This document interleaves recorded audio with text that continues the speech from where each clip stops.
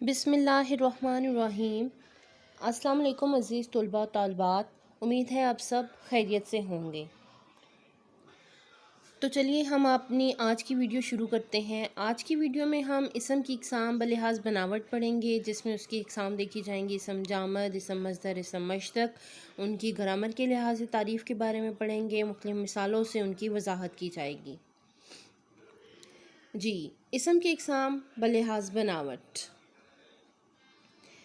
بناوٹ کے لحاظ سے اسم کی مندرجہ ذیل اقسام ہیں: نمبر 1 اسم جامد، نمبر 2 اسم مصدر، نمبر 3 اسم مشتق۔ مندرجہ ذیل مثالوں کو غور سے دیکھیے۔ قرآن مجید الہامی کتاب ہے، اس کا ارادہ چٹان کی طرح مضبوط ہے۔ ٹیپو سلطان تلوار کا دھنی تھا۔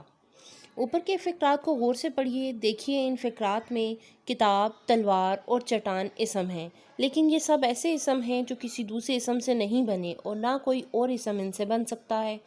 گرامر کی زبان میں ایسے اسموں کو جامد کہتے ہیں۔ جامد کے معنی ہے منجمد یا جمع ہوا۔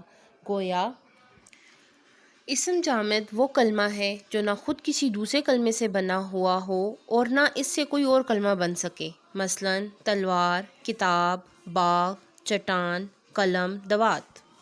جی، اب مندرجہ ذیل مثالوں کو غور سے دیکھیے۔ بچے لکھنا پڑھنا سیکھ رہے ہیں۔ عورت وہ ہے جو کھانا پکانا، سینہ پرونا جانتی ہو۔ قدر کھو دیتا ہے روز کا آنا جانا، آج کا کام کل پر چھوڑنا ٹھیک نہیں۔ اوپر کے فقروں میں لکھنا، پڑھنا، پکانا، آنا جانا اور چھوڑنا ایسے الفاظ ہیں جو خود تو کسی لفظ سے نہیں بنے، البتہ ان سے کئی الفاظ بن سکتے ہیں، مثلاً لکھنا سے لکھتا ہے، لکھو، لکھنے والا۔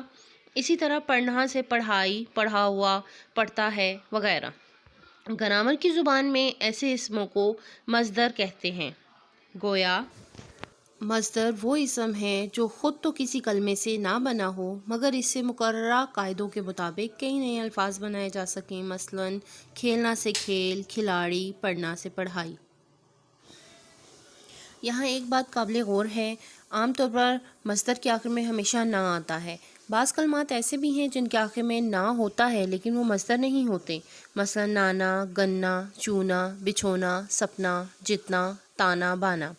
ان کلمات کے آخر میں نہ تو ہے مگر ان میں کسی کام کا کرنا یا ہونا نہیں پایا جاتا، اس لیے یہ مصدر نہیں۔ جی، تو اب چلتے ہیں اپنی تیسری قسم کی طرف، اور اس کو کرنے سے پہلے درج ذیل مثالوں کو غور سے پڑھیے۔ وہ نبیوں میں رحمت لقب پانے والا، کمان سے نکلا ہوا تیر واپس نہیں آتا، پھولوں کی مہک سے دماغ معطر ہو گیا۔